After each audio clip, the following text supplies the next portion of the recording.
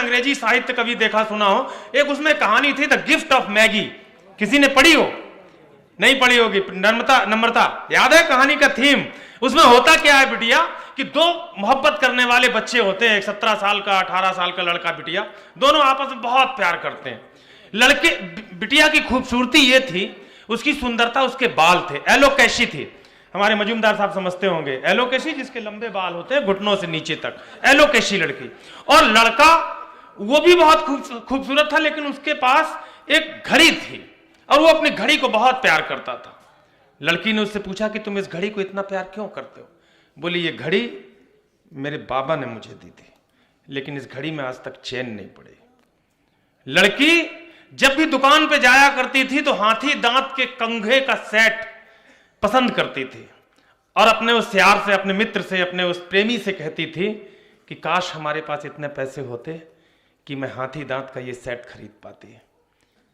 दोनों का जन्मदिन आता। ये इत्तेफाक था कि दोनों का जन्मदिन एक ही बार था, एक ही दिन था, एक ही तारीख पर था।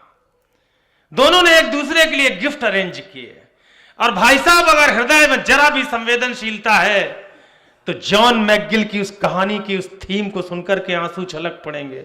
मोहब्बत कहां जाकर के बलवान होती है, कहां जाकर के जवान होती है। दोनों का जन्मदिन एक साथ पड़ा और दोनों ने एक दूसरे को गिफ्ट देने की तैयारी की। दोनों तय समय पर शाम को उसी जगह आए जहां पर दोनों का मिलना तय था।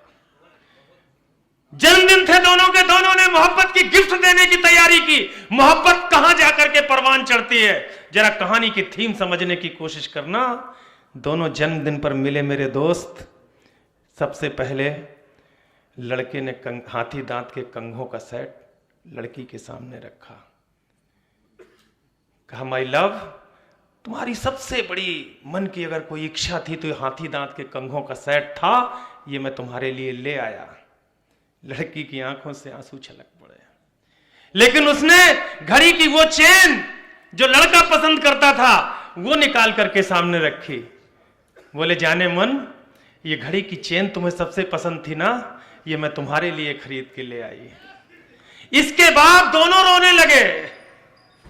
लड़के ने लड़की से पूछा कि तुम्हारे पसंद की सबसे बड़ी गिफ्ट लेकर आया हूं, तुम्हारा जन्मदिन है, तुम रो क्यों रही हो?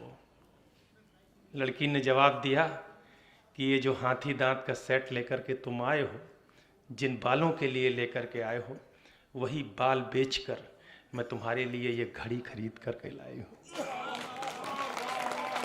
लड़के की आंख से जब आंसू बहे तो लड़की ने पूछा कि मैंने तो अपने बाल बेचकर तुम्हारी घड़ी के लिए ये चेन खरीद ली, तुम तो खुश हो, तुम क्यों रो रहे हो?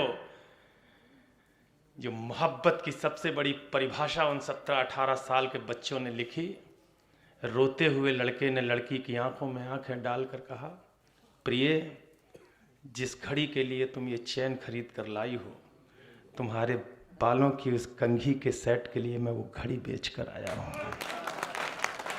इसको कहते हैं मोहब्बत, इसको कहते हैं प्रेम, इसको कहते हैं प्यार की परिभाषा।